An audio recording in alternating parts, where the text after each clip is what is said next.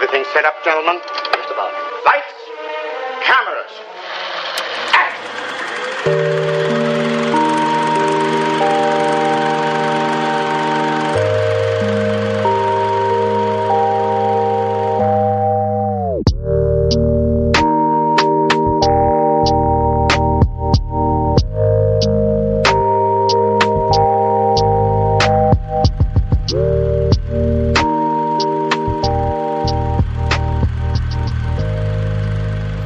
Hello, and welcome back to the 70mm Mindset, a film and TV podcast where we go in deep and analyze some great films and some not-so-great films. And the film that we're going to be reviewing today is Knives Out, 2019 Rian Johnson Whodunnit, with Chris Evans and Daniel Craig. It's a very special mystery film. It kind of subverts the genre in a couple of different ways. But should we dive right into it? Let's go. Yep, I think this is going to be one where we disagree more than we have in the past, so it should be interesting. Yep. Be sure to check out our past episodes if you haven't already. We've already talked about Black Widow and the father, and we both kind of agreed that the Black Widow was not so great, and that the father was pretty good. But I think right out of the gate, I already know that I like this movie fairly well. It's at least in my top 15. But Nate, on his one-sentence film reviews, gave it a D- or D+, was it? I think it was a D+. Yeah. D+. I don't know if I would go as low as D-, but maybe this discussion will make me think a little worse. Who knows? All right. So just for a little bit of background, the movie's about a kind of rich author, Harlan Thrombey. He is a little bit further along in age. He's 85, and he's living alone with a nurse and an assistant. And he's found murdered, or with his throat slit, presumably by himself, by his, what would you call Fran? Is she in like housekeeper, maid? Yeah. Yep. So Fran finds him dead in his study, and of course a police investigation starts, and they're about ready to rule it as a suicide, but there is a mysterious and renowned detective, Benoit Blanc, and he's been called in on this case by an anonymous tip. So he's involved in it, and he suspects that something's afoot. And yeah, that's about it. So if you haven't seen this movie, highly recommend watching it before we talk about it, because for sure. It's quite the film. I won't say it's a great film yet, because we haven't quite agreed on that. But yeah. So, I'm interested to hear, before we really get going, what is your main gripe with this film? I would have to say that my main issue would be that it's like fundamentally broken. The scene that most of the plot hinges on is almost entirely nonsensical. And I actually almost started writing an essay just about how that one scene didn't make sense. I got like 3 paragraphs in and kind of lost time for it, but that's kind of the main issue for me, because it's broken at the core, and kind of struggles to fix itself from there. Never really regains its footing. So maybe my mind will be changed today, and that scene will be shown to have a little more merit than I maybe give it credit for. Who knows? Can I guess the scene? Yeah. Is it the scene where Harlan is taking his medicine with Marta? It's yeah, and then it's where they're trying to find the plan to for how Marta is eventually going to get out of the situation. Mm-hmm. Mm-hmm. So I think I can already see your issue with it. the scene as it's happening, Harlan, our mystery writer, and Marta, his nurse, who later turns out to be one of the main protagonists of this story, they're going up into the study for their nightly game of Go, I think is what the name is called. And Marta is clearly very good at the game, and they kind of are having a little trash talk and having a go at each other, just all in good humor. And basically at the end, Marta gives Harlan his medication. I know it's morphine and some non-narcotic pain reliever. And she accidentally mixes up the vials and gives him 100 milligrams of morphine. If you know anything about morphine, it is fatal if you overdose, like most drugs. And so she gives Harlan far too much morphine, and she panics. She starts looking for the antidote. And basically Harlan is supposed to be dead within like 10-15 minutes. 10 minutes is the number. 10 minutes. Yep. Full symptoms in 5 is what they say. Mm-hmm. And this scene, it carries out for a little bit, and long enough for them to discuss what's going to happen, long enough for Marta to panic and look for the antidote, long enough for Harlan's daughter-in-law, Joni, to come up the stairs and ask if everything's okay, and him have to shoo her away, and long enough for Harlan to come up with and tell Marta this entire plan, and long enough for Marta to get going and come back in, and it's just a very... I think the scene's runtime is probably a little longer than 5 minutes, but is that where you find issue with it? Definitely. I watched that scene very intently, like trying to figure out the timetable, because if he's supposed to be showing symptoms in 5, the fact that he doesn't show any symptoms throughout the entire scene should be a big sign to both of them that maybe he wasn't given the wrong medication. That's something you would obviously realize, because I timed it out. It's like 9 to 8 minutes into the scene after he's been injected. It's 8 to 9 minutes after the injection, and they're still talking about the plan, and he's still not shown any symptoms whatsoever. And you would think that would be something that at least goes through through one of their heads, to think maybe we don't have to go through this crazy plan right away, but it doesn't. So the reason they're trying to come up with a plan is Marta's mother crossed the border into America illegally. She's undocumented, and if they investigated into it and Marta was considered a suspect, then her mother would likely also be investigated into, and that would obviously be bad for Marta's family.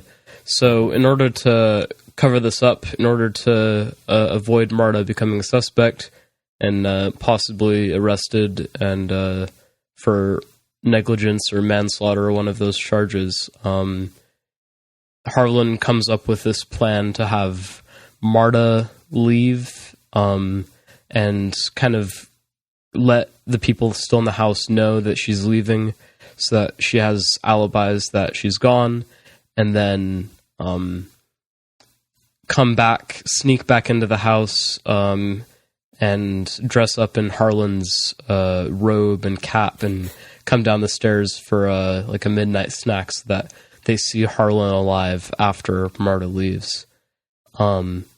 That's Harlan's plan, and that is actually legitimately a good plan that a mystery writer would come up with, and I can totally believe that Harlan's character would be able to come up with that after being a mystery writer for however long he's been alive and doing that, so at least 70 years probably. And that plan is totally feasible, and it would pull, and it would work. But yeah, I see where you find the issue with it being such a long scene, but I think they might have took a little bit of liberty with it and stretched it out for the audience's sake. If this scene were to actually happen and Harlan was actually like acting according to character, this scene would have gone much faster, and he probably still would have been able to think of a plan like that, but we wouldn't have this plan would have been very, like, the scene would have been very rushed, and it would have been hard for the audience to kind of decipher, because it's a fairly intricate scene with a lot of important dialogue. So it might have just been slowed down for purposes of digestibility for the audience, because this is such an important scene. Yeah, I can definitely see that being the reason they had to extend it, but that still, unfortunately, leaves the issue. And I do think it follows Harlan's character to come up with a plan to escape this. Like that, I think that actually follows from what we know about his history. I think that's a decent idea that they came up with. It's just that the plan, for the most part, makes sense, except for like just the one part where she has to go down dressed as Harlan. She just hopes that Walt turns around and notices her. She also hopes that there is no one else in the house that has a view of her other side, seeing that it's Marta dressed as him, hoping no one will notice the height difference between the two of them, and hoping that Walt will tell Harlan to go back to bed, even though Harlan is Walt's father. So why would Harlan take commands from him? I mean, have we seen like the movie The Father, where everyone treats the elderly man like a child? I mean... Well, that's different because he's got the memory problems. As far as these people are aware, Harlan doesn't. Well, we already see it. We already see Walt, like Harlan's mother, who's at least 100 years old. Anyway, Harlan's mother, Walt is like saying, "Nana, do you want some food to eat?" To eat, and she's like, "Walt, he ate this entire salmon platter. She ate the entire salmon platter already." That was actually kind of funny, but so that's within Walt's character to do. So I think that makes sense. But yeah, it's within Walt's character, I guess. But I don't think Harlan would respond that way at all. So I don't think that's really believable. It's not Harlan though. It's Marta. She's just supposed to make an appearance. That's really all that's supposed to happen. Yeah, but would Walt expect Harlan to respond that way? With everything because really... Harlan had just, a few hours ago, had talked Walt, had just cut Walt off from the publishing business, and he had just made the decision for him. He didn't give Walt really any choice. And now, a few hours later, it's just Walt bossing him around all of a sudden. I feel like he'd find that weird that he just accepts his commands. Well, he seemed a little bit distracted in his thoughts and whatnot, but I think it's reasonable that if he saw Harlan go up, he would be fine with it. So originally we planned on talking about this chronologically. So why don't we go back to the opening, and then we can come back to this scene as it shows up chronologically. Sure. Mm-hmm. So my thing with the opening is I think it's really the only weak section of the film. It just feels like forced in a couple places. Like, it does a good job setting up Harlan and setting up the whole like dysfunctional family and like everyone's perception of each other. Like they're all just kind of in contention a lot of the time. Like Richard hates like everyone. No one cares about Joni. Like Linda is like a very authoritative kind of figure. Walt is just like doesn't really know what to do. He's just the youngest child. He plays the youngest child role pretty well. Like we set up that Meg is kind of a little bit rebellious. And we got to see the story from different perspectives. So basically the story opens with Fran finding Harlan. Then we cut to a week later where Marta is called to the house to undergo some police questioning. And a police detective and a state trooper are both there, along with Benoit Blanc, questioning the family to get an accurate impression of what happened the night of Harlan's murder. So they're all called in, and they all give their different accounts of each other's different things that happened, like setting up before. We see that most of the children and children-in-laws, I don't think it's a thing, but you know what I mean. Yeah. They all have a some issue with Harlan, and Harlan is like either threatening or doing something against them. If we go through each of them, Walt is again cut off of Harlan's publishing company that he runs. Joni has been like low-key stealing $100,000 a year from Harlan. Yeah. So he obviously puts a stop to that and any money that he's been giving Joni or her daughter. And Richard is having an affair. Richard is married to Linda. And obviously Harlan wants Linda to know. And so basically he threatens and does things against everyone. So it paints some as a... I think Lieutenant Elliot or whatever his name is, he says that these are all of these like weak sauce motives basically to murder someone. So we get all these kind of red herrings, and they're not really played into too far. They're just kind of dismissed for, but it's just a formality in a mystery movie. You got to have some red herrings, whether they're taken seriously or not. But just to get the audience thinking in that, just as a warm up for the audience, because a mystery movie, I feel like the audience is supposed to do some thinking during the film. Sure. So, just to get the audience warmed up, we're getting set up with these motivations, and I'm personally fond of some of these parts, but just some of them feel way too forced, and like we're just jumping straight in to these people. Like, it's a good way to kind of see how they interact when they're meeting new people, like. A person like's first impression, we're getting someone else's first impression too. And we gradually get to know them throughout the story as the new characters get to know them. So that feels like a natural way to get to know the characters. And I think it's funny as they all tell their story of the night of Harlan's party. They all are pictured all surrounding Harlan as he's blowing out the candles on his cake. Yep. Like Walt, when he's telling the story, it's shown a shot of Walt, his son, and his wife all surrounding Harlan. And when Richard is telling the story, or Linda's telling the story, it's Richard and Linda around Harlan. So that's just a nice detail. But it's just a great couple of scenes to set up the entire family. So yeah, these were definitely the opening few scenes and opening interviews were definitely the moments that I think were the strongest. Like where they, like you said, just good introductions to the character, gave some good exposition about that night, and set up potential motivations, a couple of which aren't really viable to go to the extent of murder, like Elliot says. But then there are a couple that can make it interesting, like the cheating allegations, not allegations, the proof of cheating, can set up some interesting motivations for sure. And then it also is there to set up why Benoit Blanc is there. He's kind of got a mysterious presence.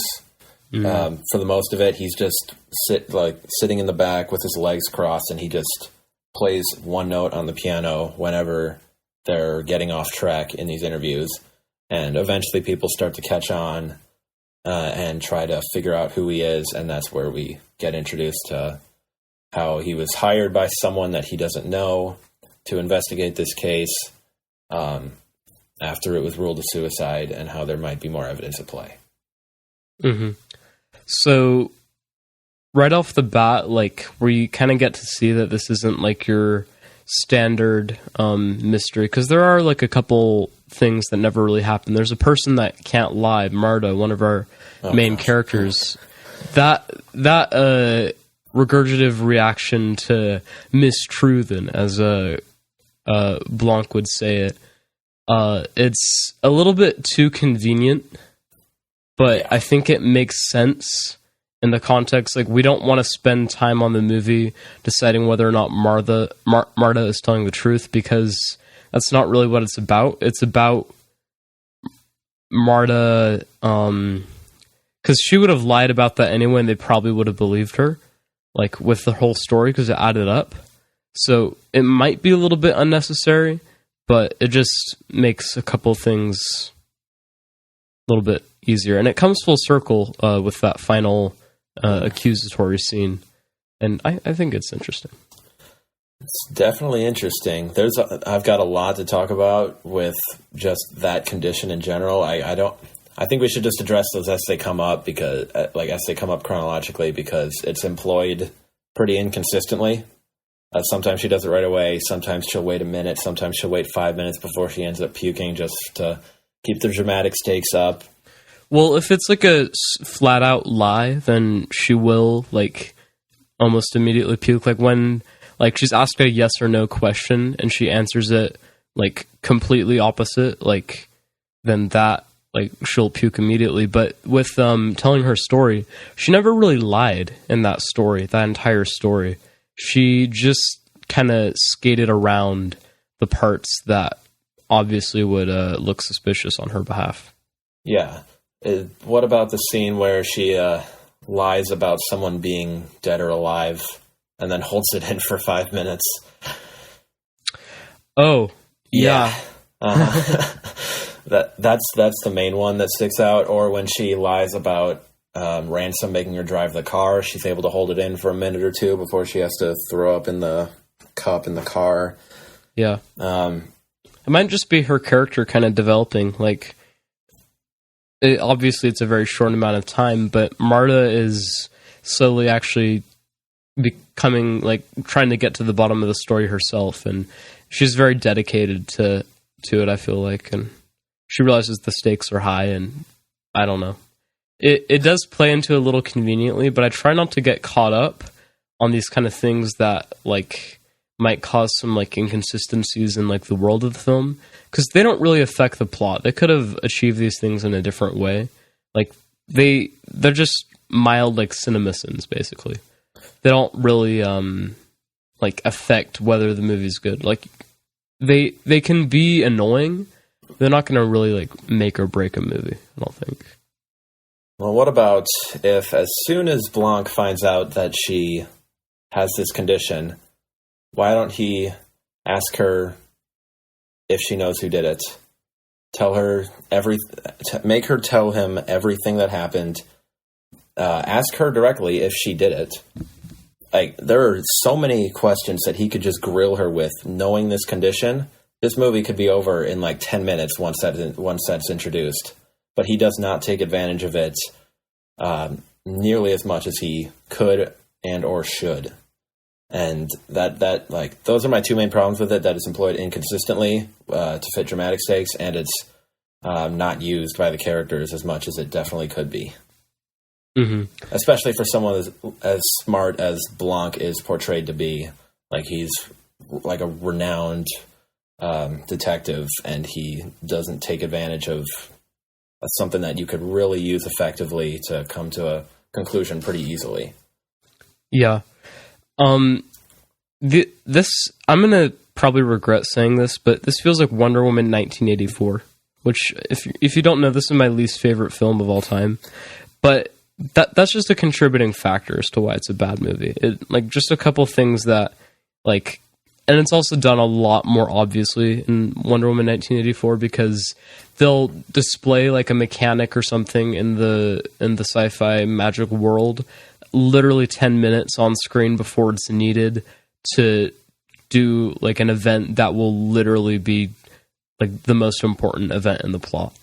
Like, these mechanics that are introduced super conveniently right before they're needed is just so annoying. And that's not really seen in Knives Out, I don't think. I think it's more of just a plot device that's there, and it could have been done without, and it's not as necessary to the plot. Because what Knives Out is about subverting expectations and kind of, not sure what the word would be, but disregarding the status quo for like a whodunit, a mystery film. Because there's a lot of things, like some twists that we don't see. Like, we already have an idea of the cause of the death about 20 minutes into the movie, right? We see the scene where the victim dies. So that in itself is already subverting expectations. But then we get to see that that's not really the entire cause. We dive a little bit deeper into it. So it's a little bit of a interesting ride throughout the entire film, I'd say. Yeah, it definitely goes from being a whodunit to more of like, okay, we think we know who's done it. Now, can they kind of work their way out of their situation? And well, I think that like going against what's typical for the genre, like it's admirable in a respect, but that doesn't necessarily make it good. Like I can appreciate the effort that might have gone into making that change, but it's still like if it still doesn't make sense, like I'm not going to appreciate it on like a writing level, but just from a conceptual level. Yeah. As we're kind of drawing up back to the scene where Harlan dies chronologically, because Marta is interrogated like in the same fashion that all the other members of the family are, and she thinks through the entire scene as it happened in actuality, and that's a long stretch of time that we're not focusing on the present moment. But then she tells the story as the cops are expecting, the cops and detectives are expecting, from what they've deduced from everyone else. Marta appears innocent, but Blanc seems to back off a little early, and that is revealed later as he already knows that Marta was involved with Harlan's death from the beginning, because he's obviously very observant, as we see.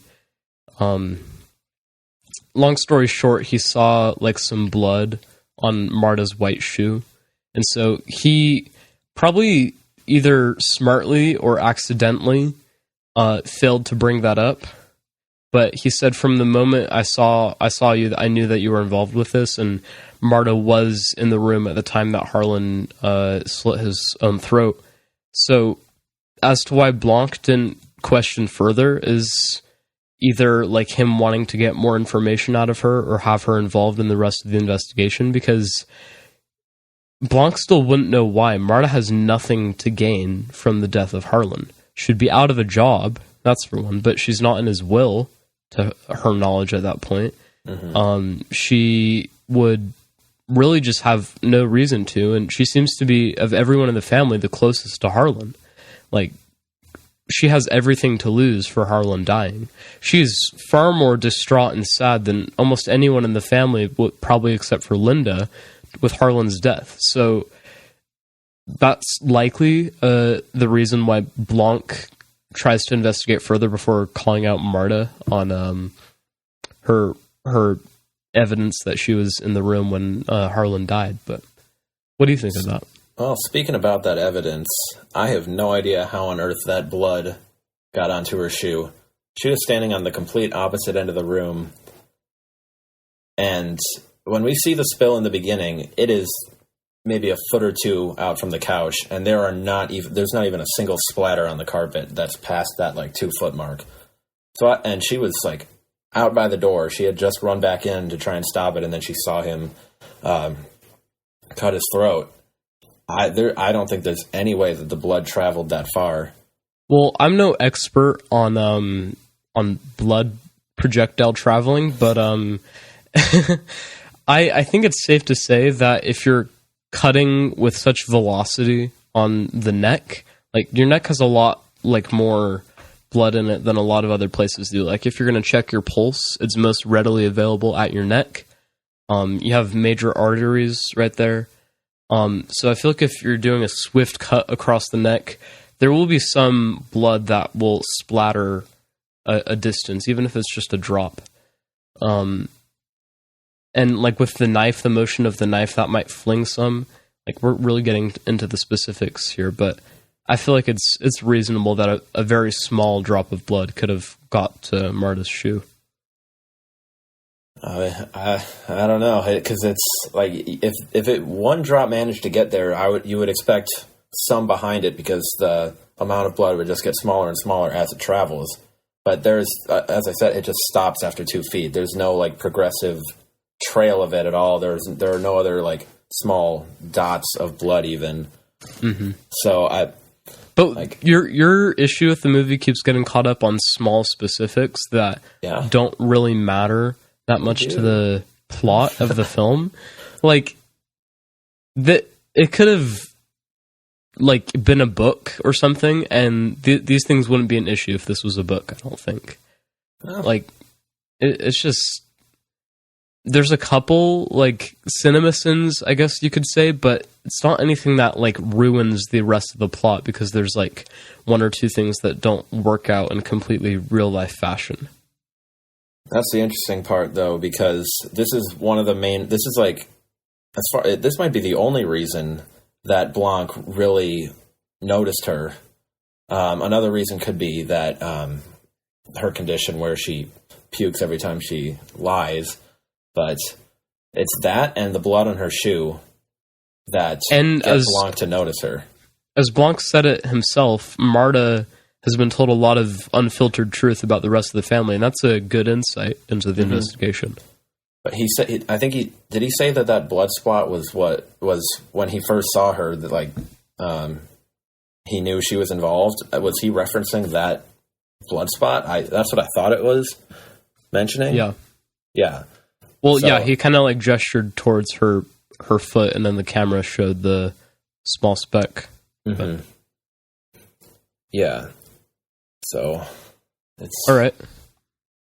Well, we've kind of discussed that scene a little bit, but I think there's a lot more to driven talk that about. into the ground. Yeah, I want to talk about either set design and cinematography or characters. Which one do you want to go on first? Maybe we should do the cinematography to kind of break away from this plot character analysis. Sure. All right. Have you seen the Rian Johnson notes on a scene where he dissects Ransom's first scene? I watched it like a year ago, and I unfortunately I don't remember much from it. If you saw it recently, like was there anything notable that he pointed out? Yeah, actually, I watched it about an hour ago. So, okay, yeah.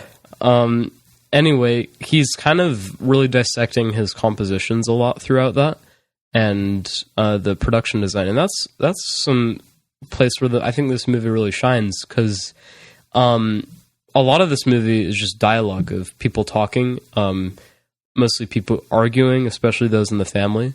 And Ransom is definitely a character of contention within the family.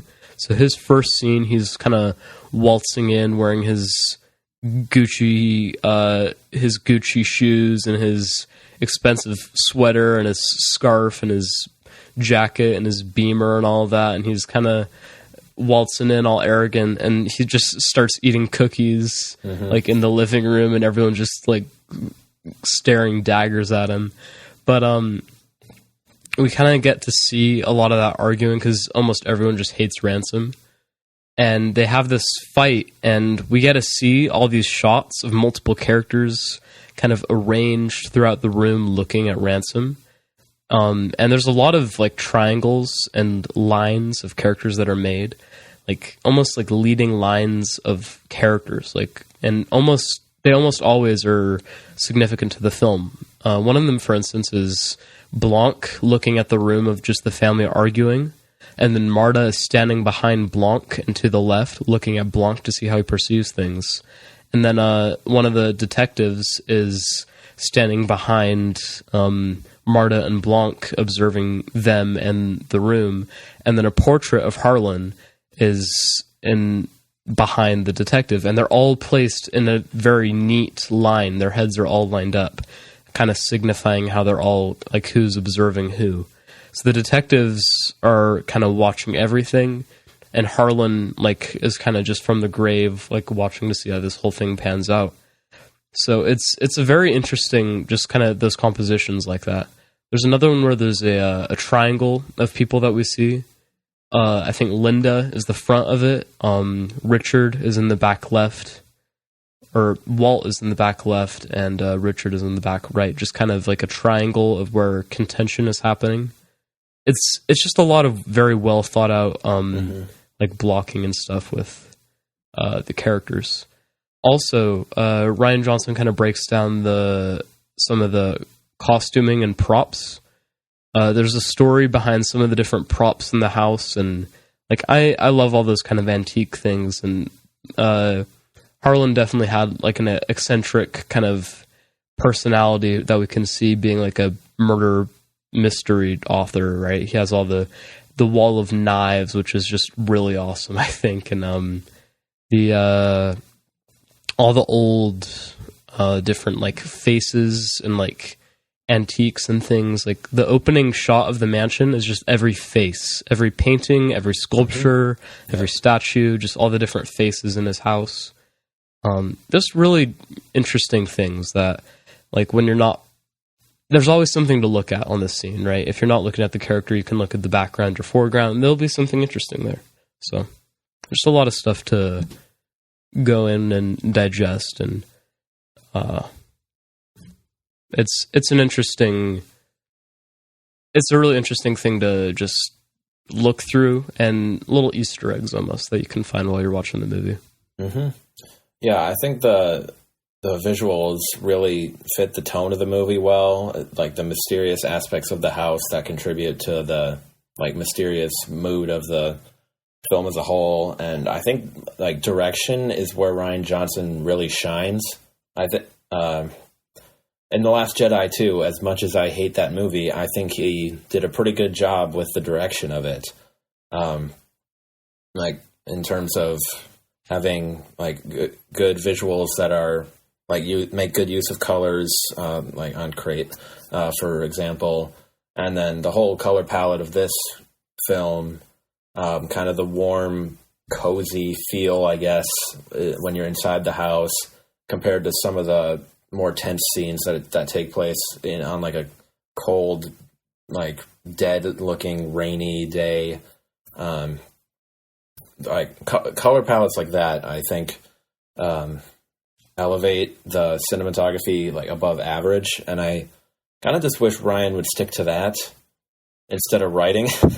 I know it sounds a little bit harsh, but I think he's pretty good at direction, and if he like someone get him a good script, and I think he'll visualize it pretty well. Wow. Shots fired. But on that note, there's a thing that he pointed out in that Nuts on a Scene video where there's a window behind, and the entire goal of this movie is to make it look like it was shot on film, even though they shot on digital. And if you pause the movie at any point and really just look closely, there's like an artificial film grain that's added on top of it. And he talks about this window that has like a blooming on it, because film will do that. Mm-hmm. When it's exposed, like the light will kind of bleed into other areas. So if there's a overexposed spot, like a window, has a little kind of bloom around it, like the M1 iPads apparently had. Oh yeah, true. So, so you can add that in artificially, so you can have it on any screen. No, but anyway, he was telling a story about like how he had this friend that like developed this program specifically for creating that kind of bloom, like just for this movie for Rian, and I'm pretty sure that others are using it now as well. But just like all these awesome stories of like individual people that all come together to make this movie. Another thing that he mentioned is how the props people are all paying very close attention to every clock, everything displaying time in the movie. Like Linda's phone, for instance, it's showing about 10 minutes before when they said the will reading is scheduled to be, and all the clocks in the house are like positioned to that, and a lot of attention to detail. Mm-hmm. Yeah, I kind of just wish he would have paid attention to the detail in the script, but anyway.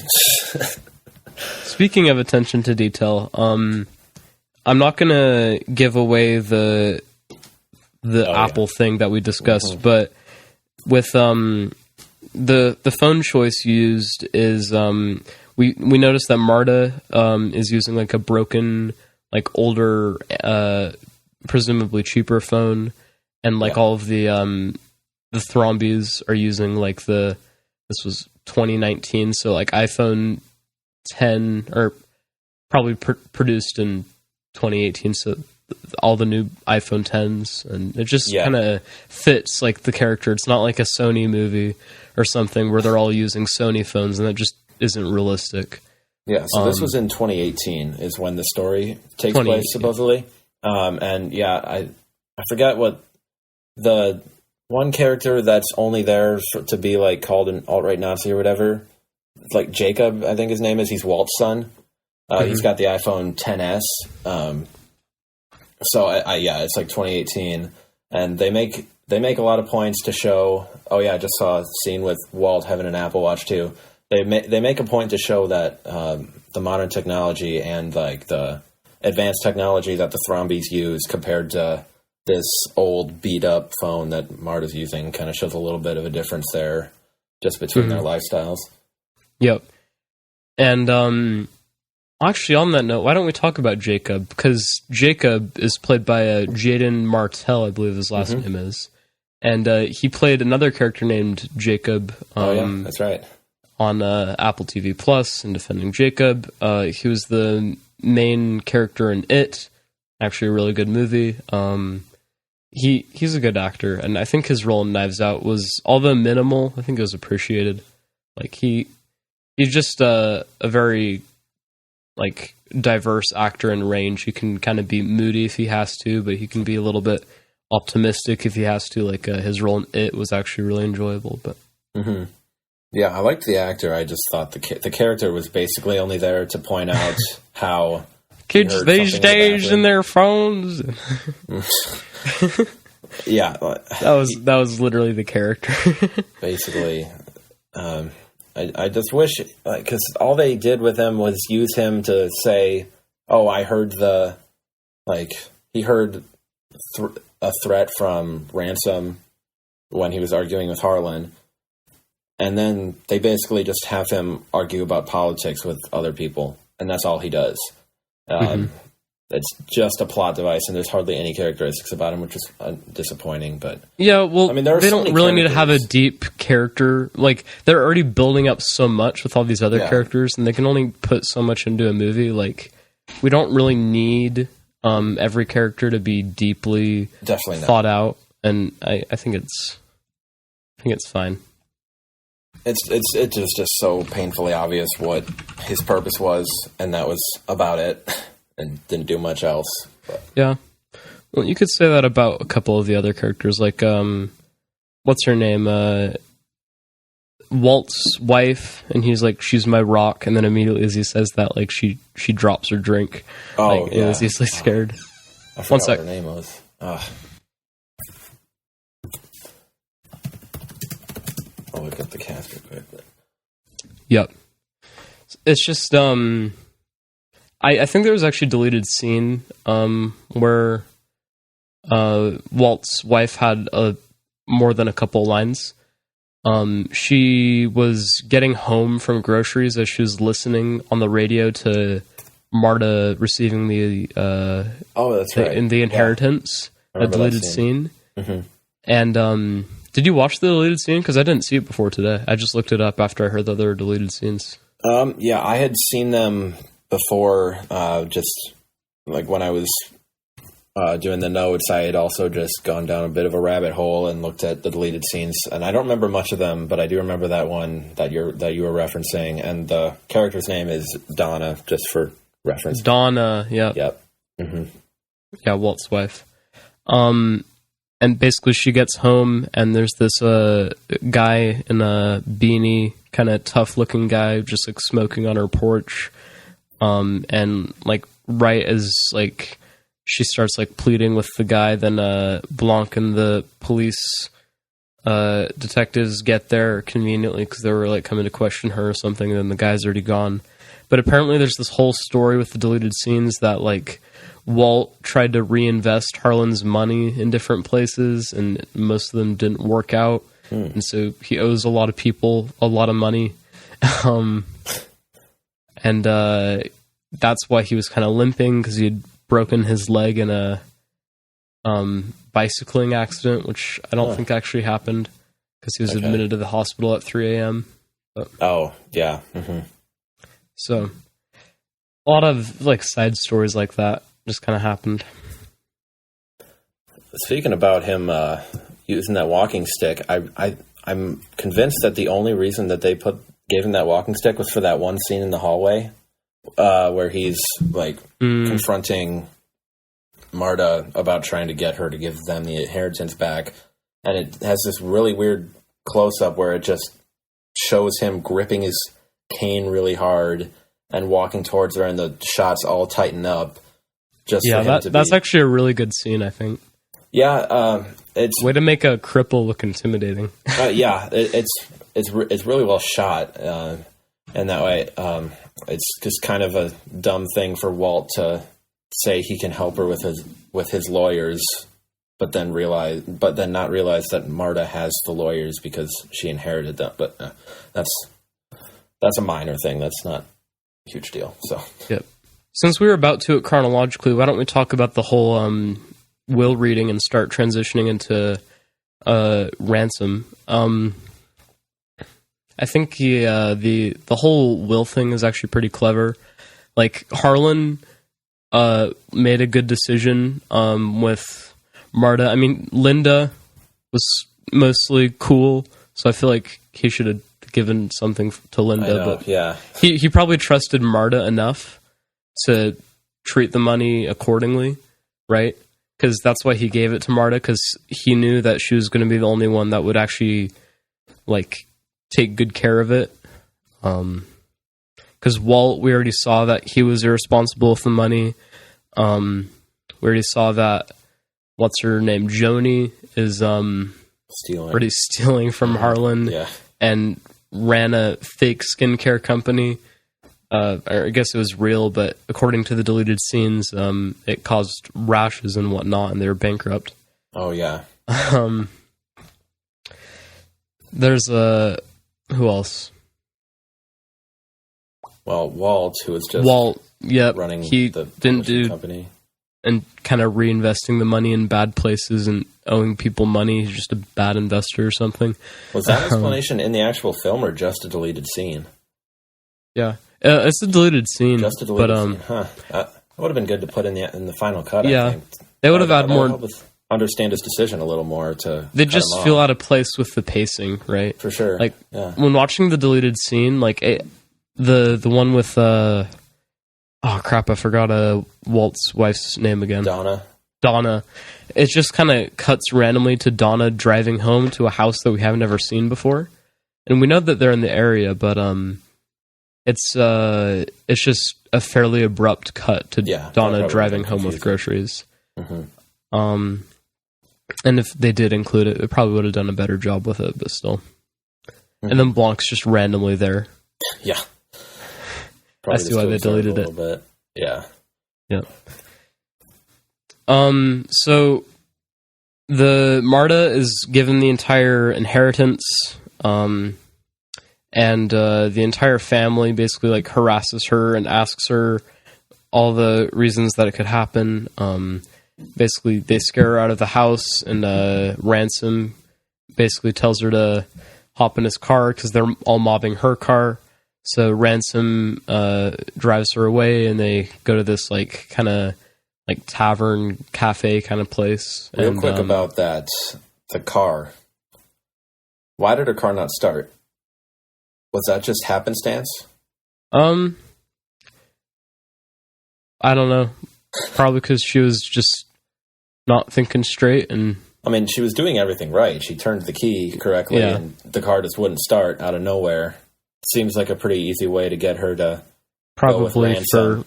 Probably a cinema sin to get her to go with Ransom. I mean, there's a couple of those, and I guess they add up. But I guess that meeting with Ransom was probably going to happen anyway. So, yeah, I mean, they could have made that meeting happen. I don't think it had to be just from her car suddenly not starting, and then by the way, it just works the next day. Oh wait, can we talk about Ransom before we keep going? Because I think Ransom is just like the best character, like especially with Chris Evans. Like a lot of people fail to see past that Chris Evans is more than Captain America. And, like, his first scene is just, like, so telling of his character. Like, we see, like, him walking in. We already talked about, like, how he's kind of being all arrogant. He's coming in just to watch the family not get their money. Yep. Just to kind of watch the chaos. And he's, like, eating these little cookies the entire time and just being a jerk to everyone. And gets in a fight and says some rude things to every person in the room. Yeah. And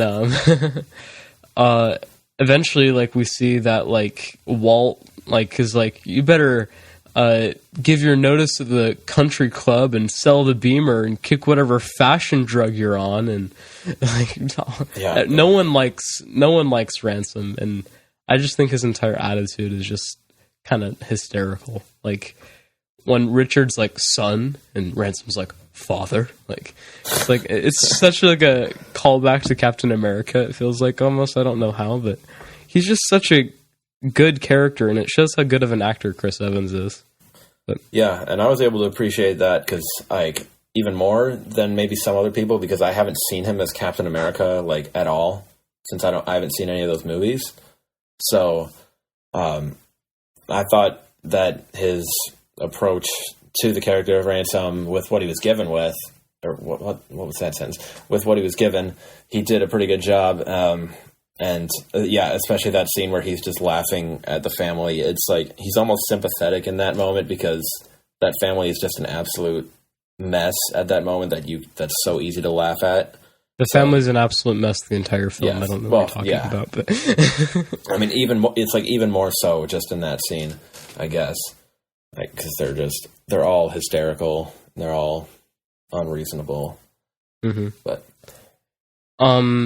another thing with that scene where he's kind of just yelling at everyone, in the MCU, Captain America is a very clean character.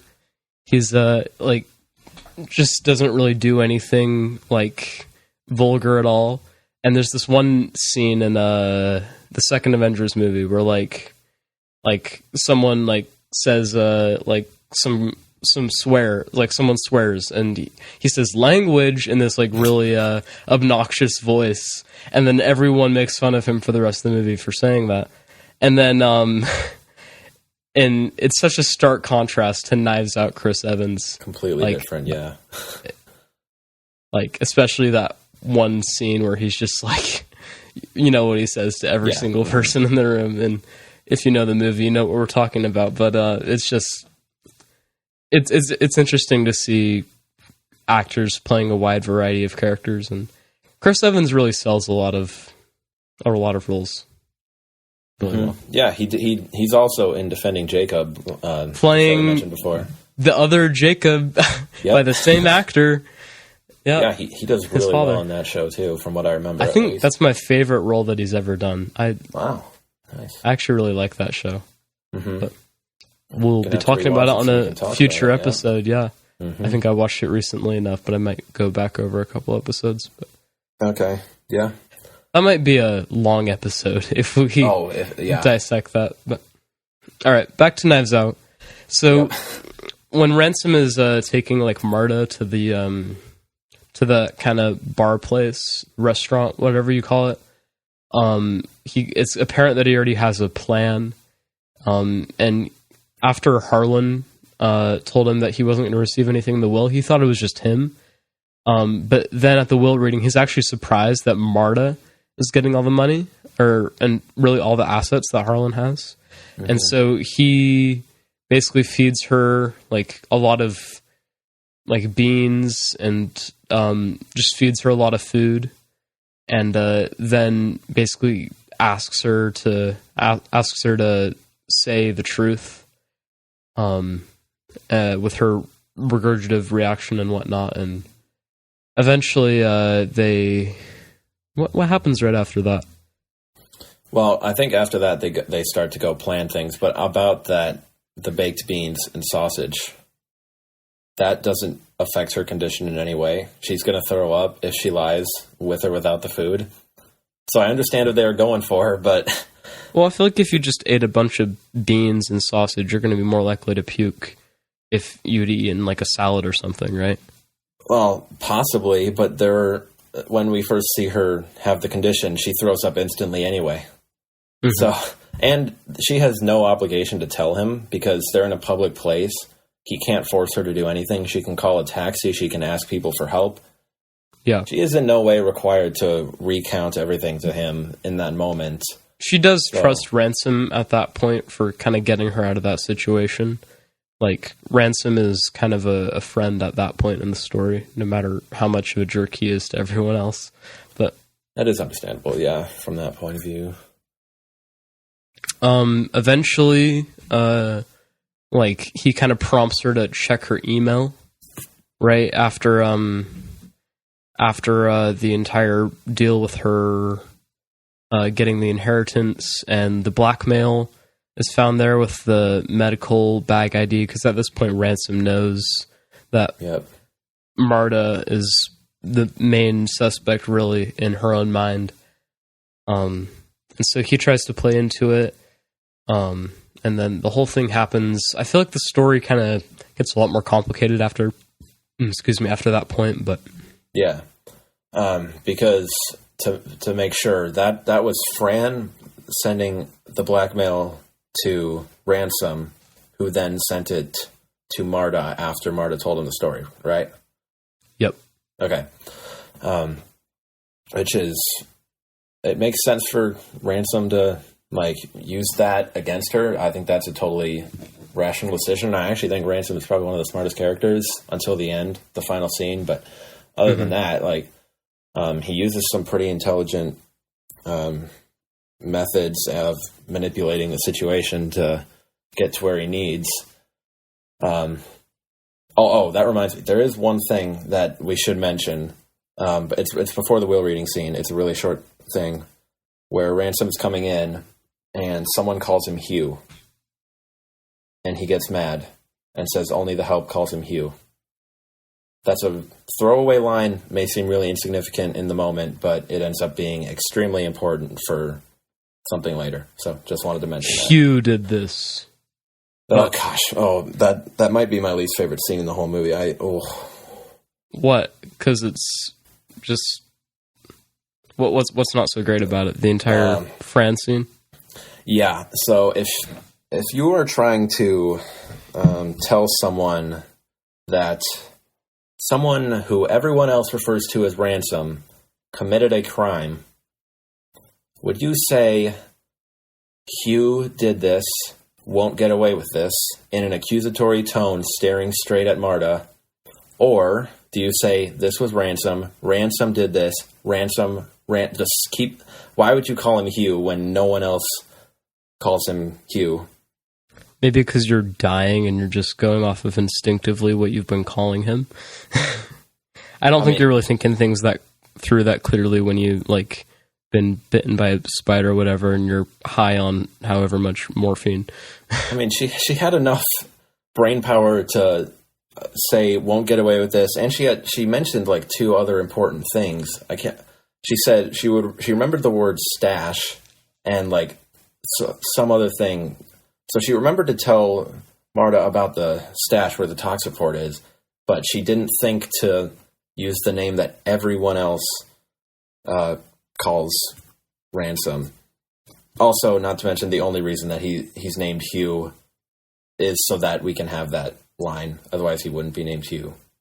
So that's just it's just the script saying, "Hey, I'm here," and it's so. Oh man, when I saw that moment in the theater, I really liked this movie on my first two viewings, by the way.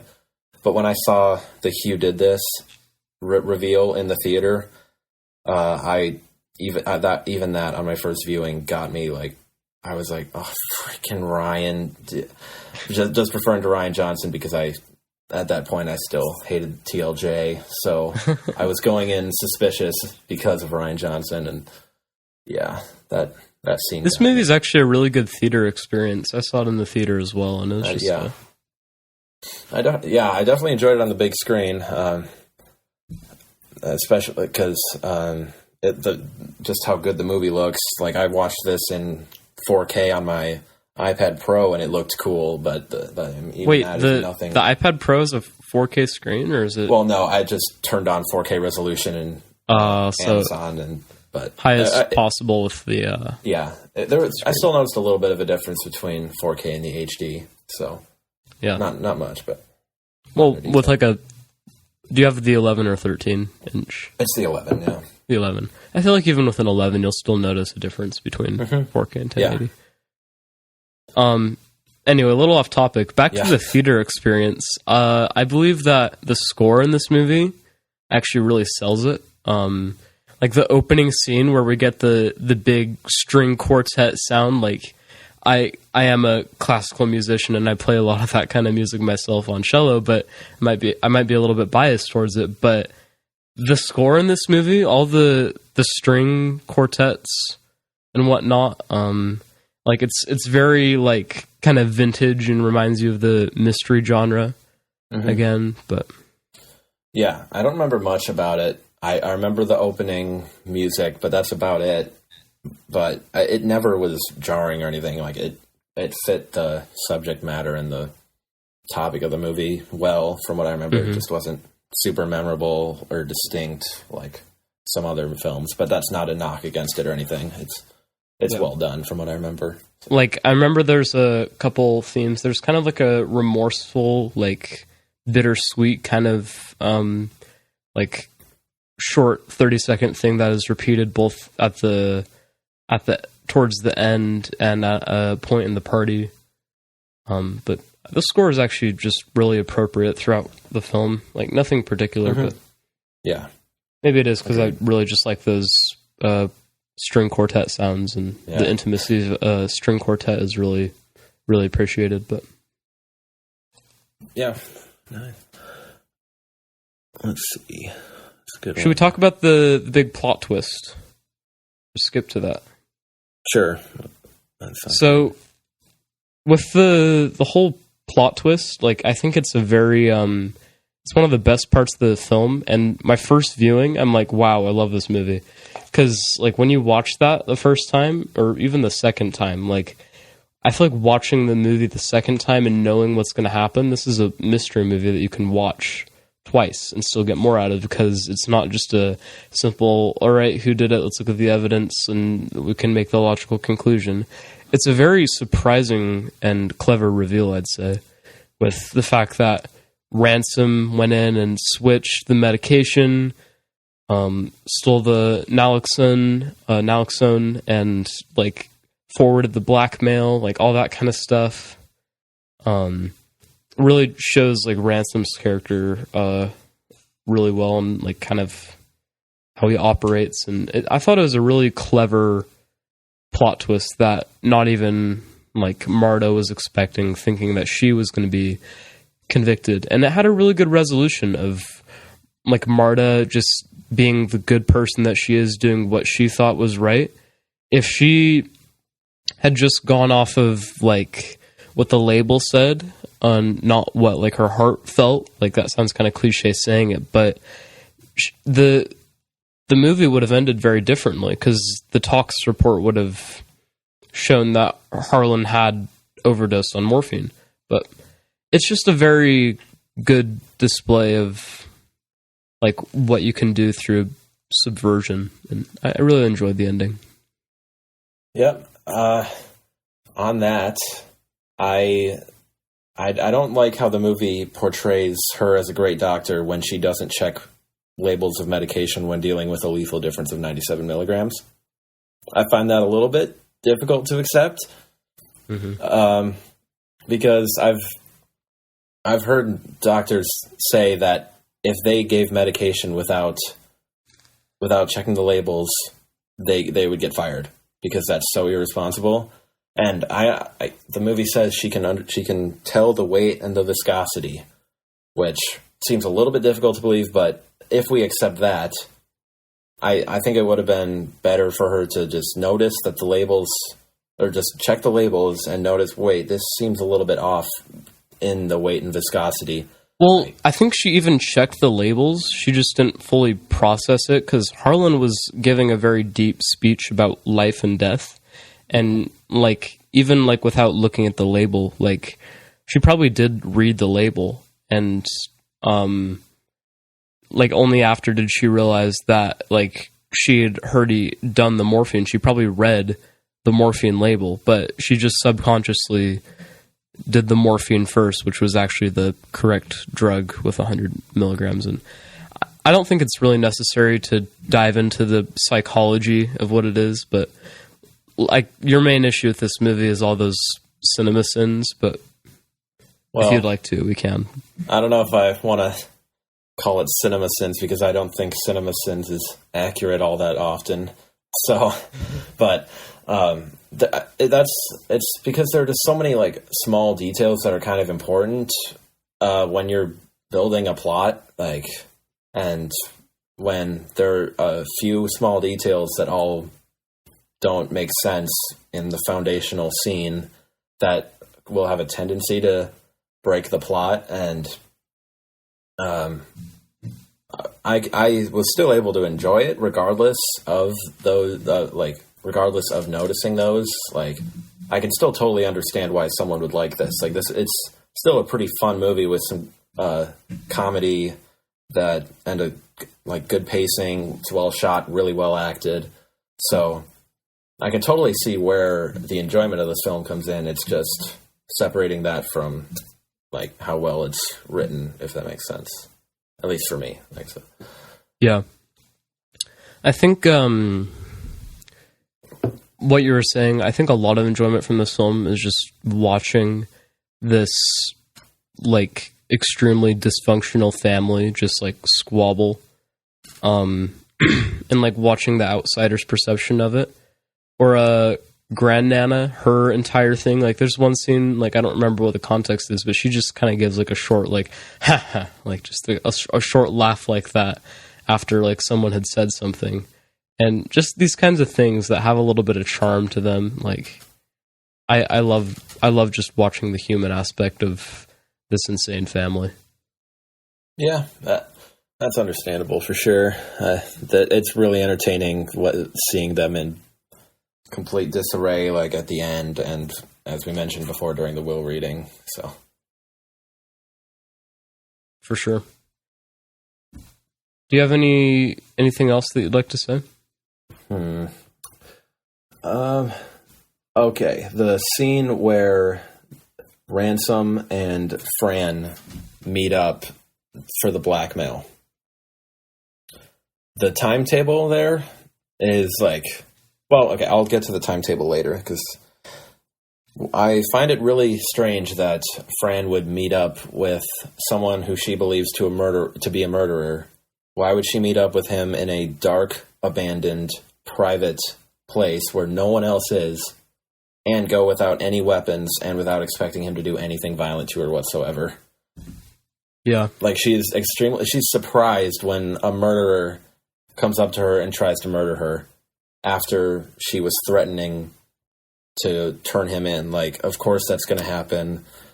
So that's one thing. But then there's the timetable where this was like 8 a.m. I think that they met, and he gave her the lethal injection of morphine after like smothering her or something like that, knocking her out.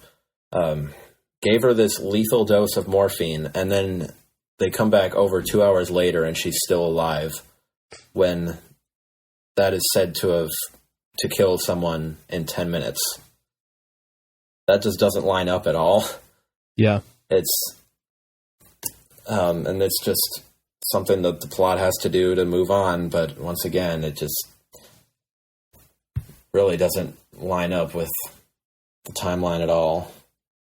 So, yeah, there's a couple issues like that, and it might just be a lack of, like, with all the attention to detail, there's also a lack of attention to detail in a lot of places that we're seeing, but mostly in the script, yeah. But like that, like even with the script, like there are some fine details, like at Harlan's birthday, like Richard is like, they're doing the whole political debate, and he says this line: no matter how good your heart, if you break the law, you've got to face the consequences. And then later, this like applies to Marta, like she's remembering that entire conversation the night of the memorial, and she just hears that, and like these little things that like you wouldn't notice on your first viewing. I didn't even notice this until like my maybe third viewing of this movie when he says that. It's just all these awesome little details in here, and like we were saying earlier with the props and the time, and a lot of movies, they just the time is just completely off on any clock.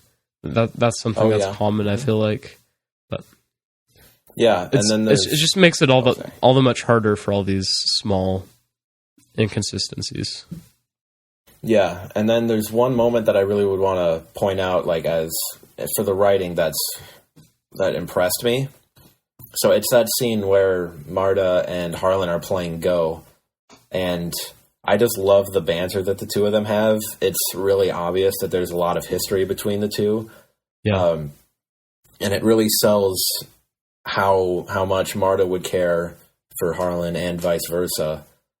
And it makes the moments where Harlan ends up cutting his throat, it makes it really impactful. And then, of course, you've got Ana de Armas, her acting when she's thinking back to when he made the cut, and her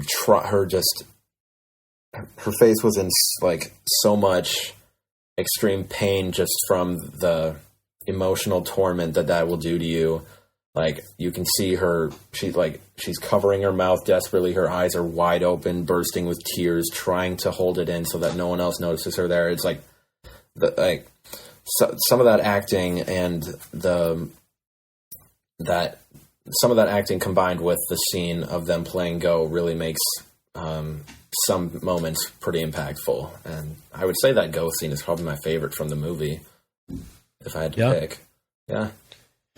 On the note with acting, I think Chris Evans' line about where he's kind of poking fun at Blanc, like where he says, like, with your Kentucky pickin' chicken, like something like Kentucky drawl, like he just, like, I think that was improvised, that thing that he made up.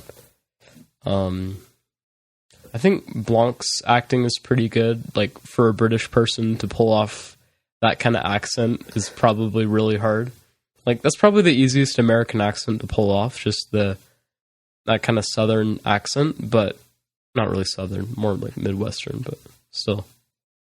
Yeah, I really found his accent enjoyable. I know it puts some people off, but it was pretty entertaining, despite all the writing flaws. Like, I mean, Daniel Craig is just, fun to watch. It's hard to deny that, personally. So, and on the note of accents, apparently the actor that played Meg, she's very versatile with accents. Like, depending on who she's talking to, like, she'll use a British accent when she's talking to Daniel Craig. She'd use an American accent when talking to majority of the cast. She does a lot of films in Australia and New Zealand. She's good at those accents. She's just a very diverse accent actor. Yeah, I didn't realize that. That's impressive. Mm-hmm. The whole thing with actors playing characters from countries they're not from, I think, like, it can either be problematic where, like, they're doing the job of, like, someone who actually fits that character better, so they either have to do, like, a really good job or people get mad at them. I think the best examples of this are, like, Benedict Cumberbatch. He does a very good American accent. Like, even when he's, like, yelling and stuff, he keeps his American accent. He's very good with American accent. Yeah, nice. And I think it's pretty evident throughout this whole film that this cast is having a lot of fun. A lot of them are just, like, Jamie Lee Curtis, I think, shines pretty well. She has to kind of cover a wider range of emotions than most others because she's the most emotional about Harlan's death. So you have that one scene where she and Walt talk for a little bit about it, and then she has to go all the way, take it up to, like, one of the highest notches where she's freaking out at Marta, calling her pretty bad names and throwing out accusations. Just a wide range from some of the actors, which is impressive. And of course, Ana de Armas, I think she's my standout actor for this. Like, she had a really big role to fulfill and sold it completely. Mm-hmm. Bringing it back to this meta thing that we discussed last episode with actors that are acting characters acting, because Marta is acting a lot throughout this film. and she does a good job like pulling off pretending to be someone that's pretending. It's just like I'm not sure how I'd do as an actor. Like, first of all, just acting and pretending to be someone else, and then having to like deal with complex things like lying, like while you're being a different person, and, like kind of already lying in the first place, like just stuff like that. I can't imagine what that's like to pull off. Yeah, that's like multiple layers of, okay, I gotta portray this character who is simultaneously portraying a character like that. That's just really impressive to think about, even. So, or maybe it's just as easy as like bad acting, just like do a bad job acting, don't really sell the line that well. Maybe it's just as easy as that. But could be, yeah. There is one little tech thing I thought might be a fun little tangent for us to talk about. So, there's the scene where Marta goes in to meet Fran, and then Blanc just waits out in the car. I think it's dumb for him to let her off the hook after she just committed a felony by running away from the cops. But anyway, he's listening to music in the car, and he's on his iPod Touch, iPod 6. That looked like an iPhone 5 to me. I think it's the gold iPod 6, because, and I really have to wonder, like, what was the choice behind putting an iPod in there? Because he clearly needs a phone, and he also had a phone. So why would he be listening to music on an iPod? I mean, this is not an issue at all. It's just fun to bring up. Like, I wonder what the decision was there to bring the iPod in. Headphone jack. He's an on-the-go audiophile or something. No. I mean, headphone jack on an iPod isn't going to really do you any better than Bluetooth is. So. Oh yeah, it doesn't make a difference. But I mean, that one really just stuck out to me the first time I saw it, because that's the exact same iPod I have, gold iPod 6. So it was just a funny detail to bring up. And then for the people that know the Apple thing, that kind of reveals more about his character, but we kind of already knew it at that point. So, let's see. I think the only really thing that we haven't talked about is Harlan's character. Like, Harlan is a very good person to get murdered, if you know what I mean. Like, he's that sounds mean saying it, but like he, as he's told that he's like dying, like the first thing he thinks of is writing that down as an idea for something to write about. Like, he doesn't immediately go into state of panic. He starts thinking like, that's a good idea. Like, he's just like so nonchalant about it. Like, I thought that kind of cracked me up. I specifically had a note about him being so nonchalant in the face of death. I found it a little off-putting, but it was funny. I'm going to write that down. That's a cool idea. Like, just before that, he'd said, like, I don't fear... He'd said that I don't fear death, and, like, upon told that he's dying, he's like, okay. Like, oh, yeah. I think he had said that in, like, the same instance that he was talking about, Ransom can't tell the difference between a prop knife and a real knife. Yeah. Oh, the cinematography. The cinematography right there actually is really interesting. Like, it's kind of panning to the knife out of focus with Harlan's face in focus right behind it. Then he grabs it, like, just kind of like thematically or symbolically, just the knife is kind of looming just out of focus, and it's gradually getting closer. Just like stuff like that is really nice. Yeah, I think it came into focus just for like a second or two and then went right back. So it looked pretty nice. It was just such a weird line to hear out of nowhere, and then you realize it right at the end when he goes to kill Marta and gets a fake knife. So, I mean, foreshadowing, I guess. I think Knives Out isn't a very good title for this film. It doesn't really convey what the film is really about. Like, it's the family is all kind of going like all like knives out at Marta, but that's not really the central idea of the film. I feel like the idea of the film is more of just like a person can have like a good intention and still do something wrong. I'm not sure how you'd really do that in a movie title, but Knives Out just feels like a weird title for one line that Blanc says. Yeah, I definitely agree with that. Like, they have the knife wheel, but that doesn't have like all that much significance. I mean, you have Blanc at the center of it when he's explaining everything that happened, and then the composition in that scene is really nice. Mm-hmm. I think it's kind of like a nod to him being in the center of this wheel while he's also talking about trying to find the donut hole at the center of the donut hole of the donut. Like, that was like our thing with actors acting characters that are multiple acting. layers. Mm-hmm. So, yeah, Knives Out does seem like a weird title. I don't have anything off the top of my head that I think would like fit better, but yeah, I'd also have to wonder how they're gonna like. I think they're making 2 sequels to this movie. And they're going to. I'm excited to see what they do. I'm really disappointed that there are 2 sequels. I don't know why Ryan keeps getting writing work. I really just want him to direct at this point. He's only made like 7 movies. I mean, like, he's still a very young writer, director. Yeah, I just think he needs to prove still. himself a little bit more before he's given like a Whodunnit is like one of the most complex kind of stories to write, and he did a really good job with it, I think. But with the writing, I would disagree, but the main consensus with that film was that it was a really good film, and that would have been my favorite movie of the year it came out if Jojo Rabbit didn't come out like a month after it. You should watch Parasite then, because that came out in 2019, and I don't know if you've heard of it. 2018. Was that 2018? I thought that was 2019. What? Oh. Let's look up the Academy Awards. Parasite release date. It might have been. Oh yeah. So it says 2019 in. Maybe that's different, like regionally. Maybe it came out in 2018. In Korea or whatever, in different countries, but that's.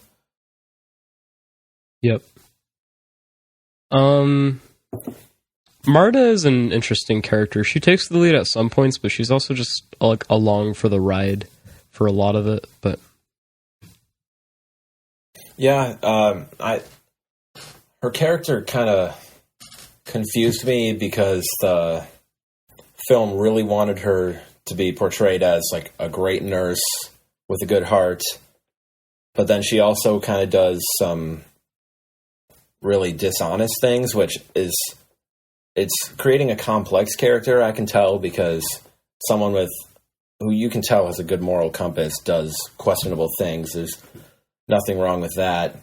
It's just more, I guess, how the other characters react to her that confused me, if that makes sense. Like, I wasn't sure why she was kept on this case after she had tampered with two pieces of evidence. Like, she tampered with the footprints and the security tapes. Like, I would have thought that she'd be getting off the case right after messing up the security tapes. Like, I don't know why she would be handling the evidence after, or instead of the professionally trained cops, especially when Blanc knows that she is involved in some way, but he can't figure it out yet. It seems like a really strange idea to let her operate all the evidence. Mm-hmm. So,